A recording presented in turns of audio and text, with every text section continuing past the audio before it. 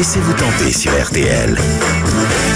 8h36 sur RTL, l'heure de retrouver Laissez-vous tenter, version estivale. Bonjour Anthony Martin. Bonjour Thomas, bonjour à tous. Et bonjour à toute l'équipe. Bonjour. Dans un instant, il y a de la voix. Un grand nom du lyrique va nous parler de sa voix, Steven Bellery. Le plus sicilien des Français, Roberto Alagna. En musique, il y a de la voix prend des airs lyriques avec une voix spectaculaire aujourd'hui, Steven. Roberto Alagna, il a marqué la saison en publiant en octobre Puccini in Love, un disque enregistré en duo avec son épouse, la soprano polonaise Aleksandra Kurczak. Il vient également de sortir Mon dictionnaire intime, autobiographie déguisée célébrant 35 ans de carrière. Roberto Alagna sera Don Carlo à l'Opéra Bastille du 25 octobre au 11 novembre.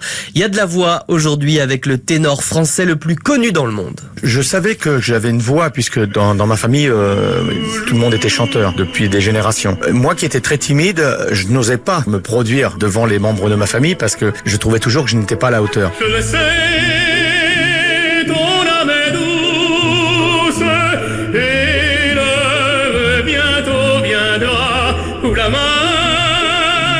qui me repousse vers la mienne se tendra. Mais je sais que dès que tout le monde partait, hop, ça explosait comme ça, comme une sorte de magma, comme ça enfoui dans un volcan. Je chantais à tue-tête. Et un jour, ma sœur Marinelle m'a entendu chanter dans ma chambre. Là, j'avais 10 ans. Mais je savais que j'avais quelque chose, mais je savais pas comment l'utiliser. C'était comme un cheval sauvage. Oui, au soleil d'été.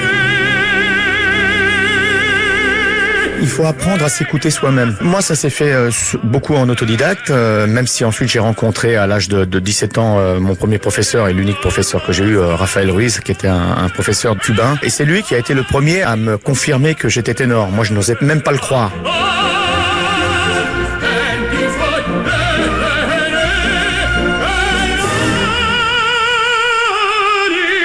À 15 ans, j'ai commencé à chanter dans les cabarets. 17 ans, je suis devenu professionnel. Et à 20 ans, j'ai chanté mon premier opéra. Donc pendant l'adolescence, il y a quand même aussi un peu de chansons, un peu de variété. Il y a de tout. Classique. Il y a de tout. Je chantais, ça allait de Johnny Hallyday jusqu'aux grands chanteurs italiens, tout, les chansons siciliennes, tout le folklore. C'est-à-dire que j'étais comme une sorte d'éponge. Io sogno un siciliano e stai America.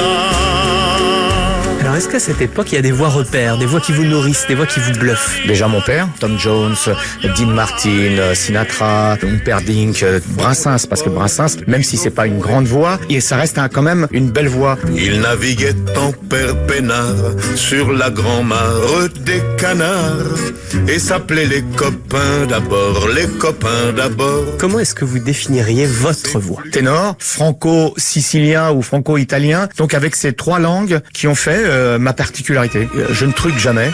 C'est une voix qui est généreuse et sincère. Ténor, ça veut dire quoi pour ceux qui savent pas? Des voix d'hommes qui peuvent chanter presque dans des tessitures de femmes, en conservant une voix virile, c'est-à-dire de poitrine jusqu'au contrut. La donna è nobile, qual piuma al vento, muto d'argento e di pensiero. J'ai chanté toute ma vie. Je ne sais pas ce que serait ma vie sans chanter. Il faudrait que je meure avant ma voix. D'ailleurs, je considère toujours ma voix comme une deuxième personne. Je la considère comme un enfant, comme une épouse. Ave Maria.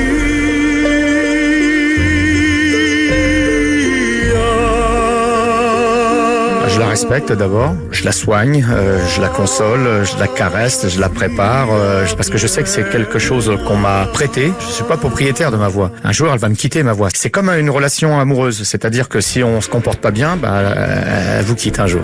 La belle de Cadix a des yeux de velours. La belle de Cadix vous invite à l'amour. J'essaie de pas la brusquer. Des fois, bien sûr, je la pousse dans ses limites, c'est-à-dire que là, je deviens le coach et j'essaie de la motiver pour qu'elle se dépasse, pour qu'elle aille plus loin, qu'elle se développe et pour qu'elle devienne meilleure. Elle est robuste et fragile en même temps parce qu'elle a un talon d'Achille. Pour moi, ça se situe toujours au niveau de mes sinus puisque je suis toujours très allergique. J'ai jamais de problème de corde vocale, mais quand j'ai un problème où c'est toujours pour une allergie ou un terrain congestionné qui vient des muqueuses.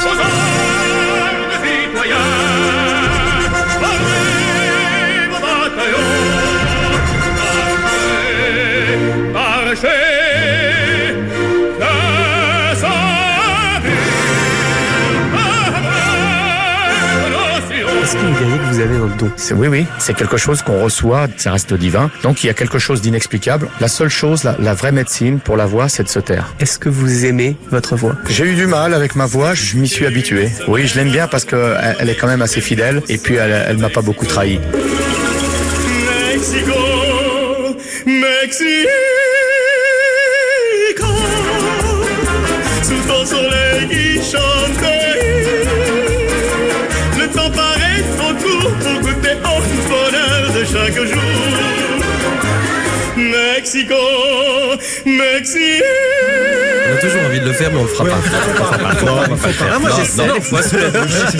Non, je savais que j'avais quelque chose, mais je ne savais pas l'utiliser. C'était comme un cheval sauvage, nous dit Roberto Alagna à propos de sa voix. Avant d'ajouter, je ne peux concevoir ma vie sans chanter. Il faudrait que je meure avant ma voix. Roberto Alagna chantera au Théâtre des Champs-Élysées à Paris le 6 février et il retrouvera en juin 2020 la Scala de Milan dans un opéra d'Umberto Giordano. Laissez-vous tenter sur RTL.